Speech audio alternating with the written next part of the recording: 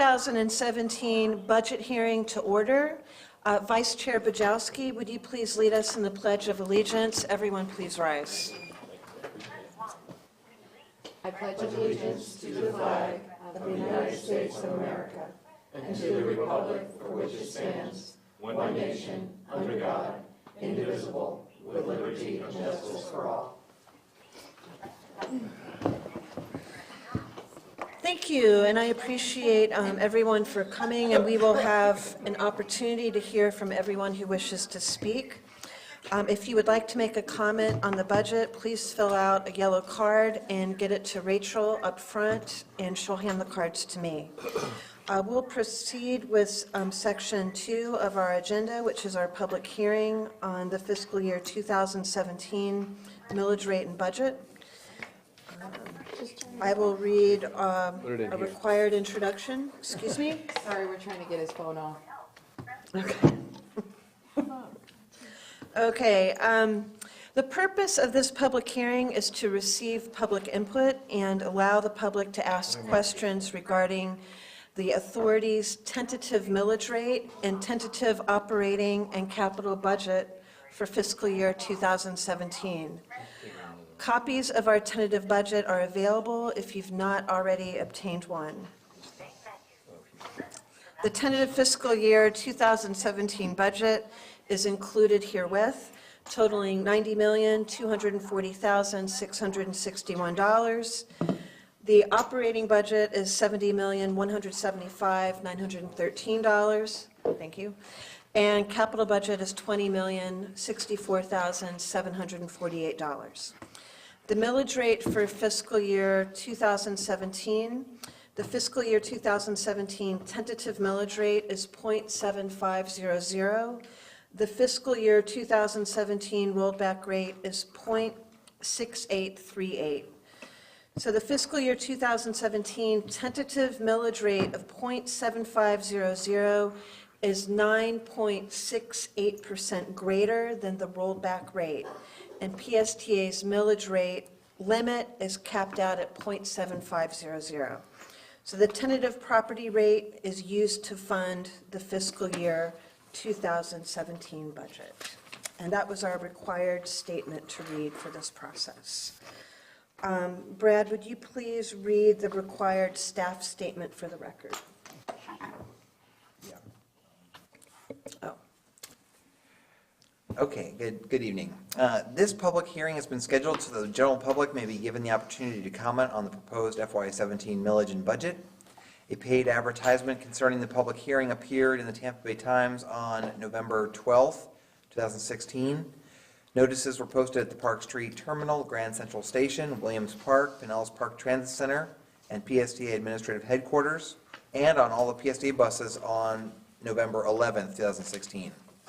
Information flyers were distributed via insertion in all schedules by mail requests on the PSTA bus fleet and at the customer service centers beginning on the 11th of November. A press release announcing the public hearing was emailed or faxed to major media contacts and social service agencies on the 16th of November. A notice regarding the public hearing was posted on PSA's website on the 11th of November. To date, staff has received no written comments from the public concerning the issue. Okay. Thanks, Brad. Now, the staff presentation, which is item 2C on our agenda, the staff presentation has been included in our packet for review, but since this presentation is identical to the presentation we received at the September 28th meeting, we will forego the presentation and move directly to board discussion. So, board members. Madam Chair, could the executive director explain why we're here tonight and why we weren't finished the last week of September, so the public will have an idea what's going on? Could be like we've done this deja vu all over again. So if you could please let people know, that would be great.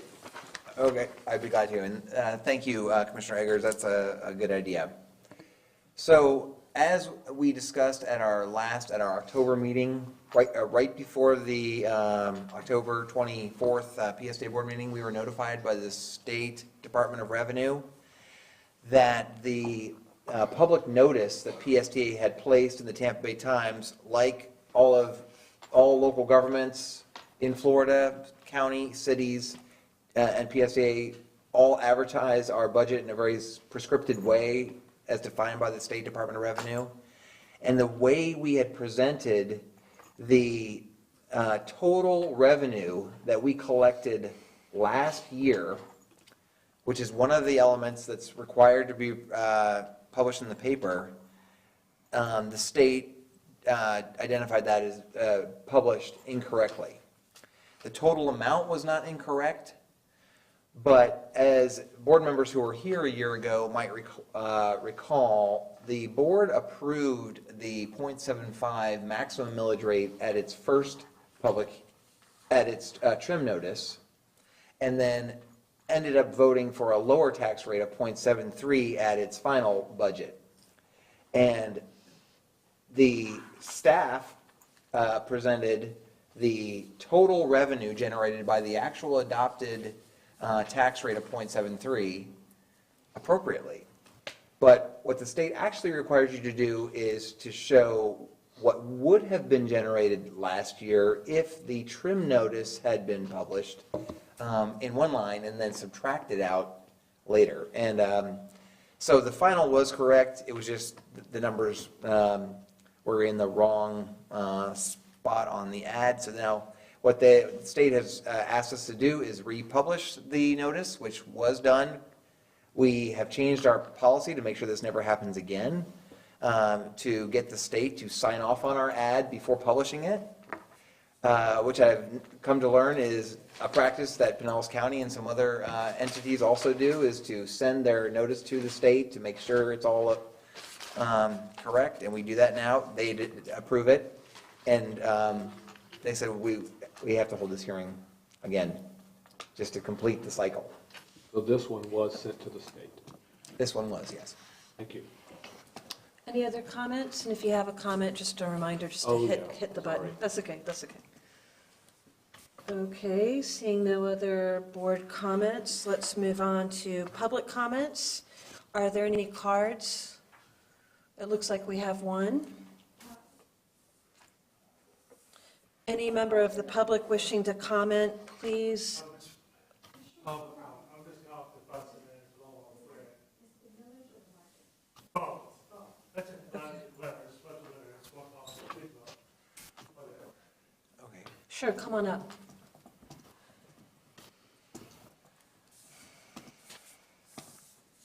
And you have 3 minutes. That's left. Yeah, my name is Harry Strauss and 30th Avenue North. And the thing is this, I couldn't make it to last week's meeting because I had to wait for delivery for something. But the thing is this, I'd like to know why we don't have bus schedules on the buses. I bet there was a sign for one bus that we have to go to the transit centers that have information booths to get bus schedules. And for almost 2 weeks now, no bus schedules on the buses. And then let's talk about the Central Avenue trolley and number 18. They're like sardine cans, packed, because you don't have 52 and 74 running into downtown like they used to. You put them back there, they'll go down First Avenue south to First Street, then back up First Avenue north. It takes a lot of passengers off those cram buses on it. Because one day I was like, got on 18, got as far as 23 because I had a stroller, and I'm sitting up there, no room, 2 wheelchairs, and it's packed. Get the next bus, deja vu, 2 more wheelchairs, bus is packed. Walked over to Central, next guy got on a bus that had that's not where I could sit. But it took me more time to get where I needed to go sooner. Now, things is about your bus schedules, if you put the information, how much it costs for bus fare on your schedule like they do in Hart, you can take all those signs that's in the bus, take them down, replace it with advertising with local business. This way you can make more money, and you can go with restaurants like Trips Diner, Casual Clams, this Wilson Bookstore, Howsams.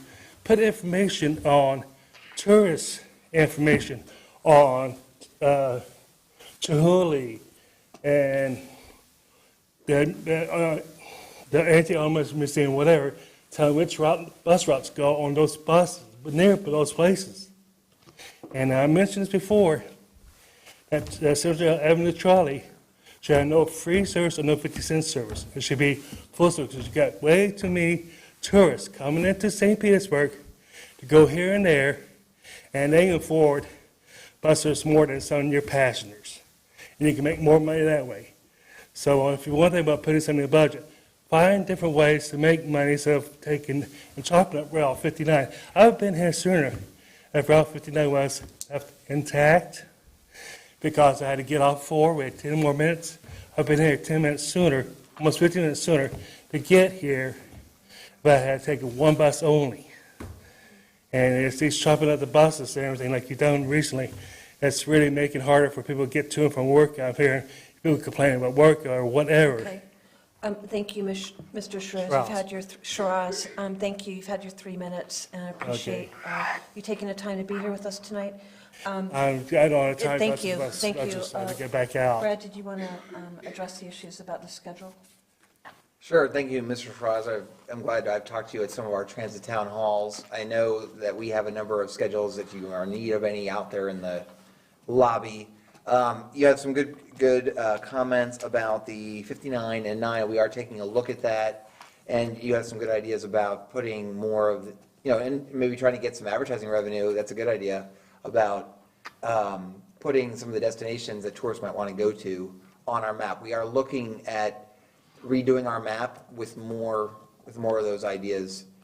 So thank you for those comments. See, I was going to find my sister over Thanksgiving on the day it was on used to be on Sunday's schedule for 59. I forget, because she'll have no way to get to my place. There's no bus service for 22 on Sunday. Thank you. Thank you. Okay, so moving along to item number 2F, adopting the final fiscal year 2017 millage rate resolution. Do I hear a motion to adopt resolution 16? Excuse me. I need to first read the title. Oh, okay, thank you, Alan. Please read the title. Resolution 1616, the resolution of the Pinellas Suncoast Transit Authority fixing the final millage rate to be levied for the fiscal year beginning October 1, 2016, and ending September 30, 2017, and providing for an effective date. Now you can take a motion to approve the resolution.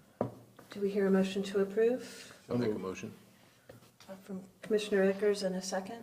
So that wasn't, no, I didn't. It was Dayton. It wasn't me. Oh, sorry, Commissioner Dighton. So, seeing that we have a motion and a second on the floor, Rachel, will you please open the voting system? Are we just gonna, we're voting on the millage right now?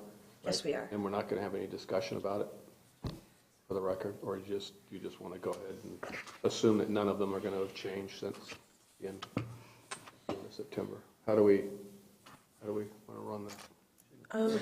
We had the opportunity for board discussion just a minute ago, but if you have something you want to bring up, Commissioner Eckers, by all means, go ahead. Well, first of all, I didn't hear you ask that, so That's okay. I apologize. I need to push that. Am I good? There you go. Okay. All right. Well, again, I'm not going to get into a long discussion tonight because we have had this discussion back in September. But I do think it's important, if folks are listening in, to at least understand why some of us who may not be voting for it are not voting for it. And it really just comes down to taking the balance of that social, fiscal, and environmental responsibility that Brad introduced earlier this year, something that we're supposed to be balancing all of these aspects. And from my perspective, there's nobody out there that should be expecting expanded service. This board has chosen to do that, and I think it's all of our hopes that we could expand some service. But, until we know that it's a successful service, it's a trial, it's a pilot, and much like our first mile, last mile pilot that we've done. And so I see no reason why we can't call that expanded service a pilot and then come back next year and see if it's worked, and see if it's been successful to put it in play permanently. And so I just think we need to preserve that millage for that rainy day, because there will come a time when those real estate values don't increase so much that we may have to resort to other methods to balance budgets. So from my perspective, I think this is an irresponsible budget, and it should not include a millage rate increase. We should look at that expanded service as a pilot to see if it really does the things that we're hoping for. Thank you. Okay, thank you, Commissioner Eggers. And our next speaker is Commissioner Barkley. Thank you, Madam Chair. The reason that we are recommending going to this maximum millage rate now is because we didn't do it last year, and because we need to have these funds available. The present value of $1 today is more than the present value of $1 in the future. And we need those dollars now. We need those dollars to be invested in earning a rate of return to offset the fact that in future years we are going to show substantial deficits. Thank you. Thank you. Commissioner Johnson. Thank you. I will be supporting this, but the principal reason for supporting it is that this will allow us to expand service to later in the evening and also on weekends, primarily serving workers who work on the weekends. Our economy is no longer just a 5-day-a-week service. We have a lot of people working on the weekends. Also, by allowing later service, we will allow those individuals to return, to take the bus to the work and return on a bus. And the small amount of the millage increase, I think, is worthy to accomplish that. Thank you, Madam Chairman. Thank you. And seeing no other comments, and sorry about the clunkiness. Usually there's a presentation to cue board discussion, and we decided not to do that since it would have been a repeat of what we've heard before. So thank you for your comments. And we do have the voting system open, as you can see. So if all commissioners could please cast your vote. And if you're having a challenge casting it on your iPad or your device, you may issue your vote verbally to Rachel. Do we have everybody here that's voted? Yep. Okay. Rachel, please close the voting system, and the motion passes 8-2. And with that passing, the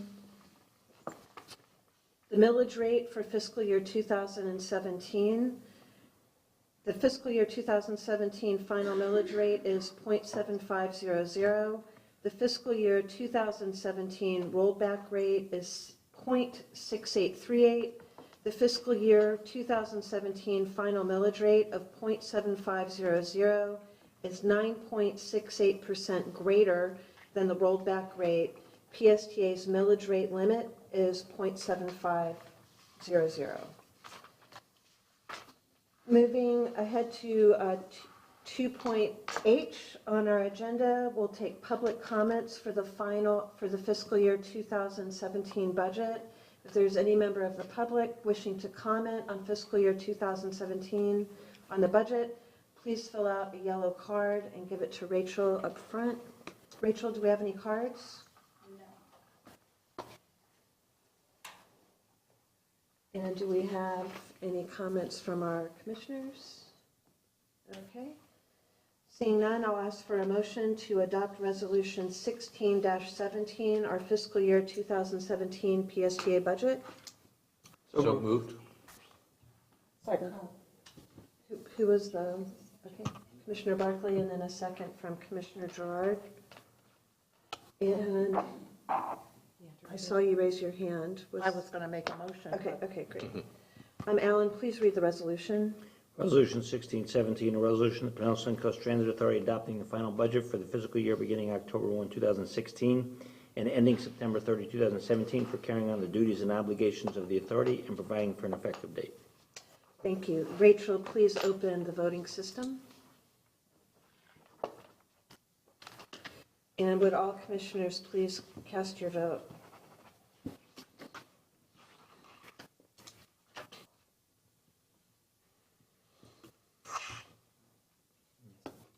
Okay, there we go. All right, so seeing that all commissioners present have voted, Rachel, please close the voting system. The motion passes 9-1. Thank you. So that concludes our business today. If there's no further comments from our board, we may adjourn this meeting. Okay, thank you very much. Janet has- So you read the resolution first. We should read them. Let's sleep over.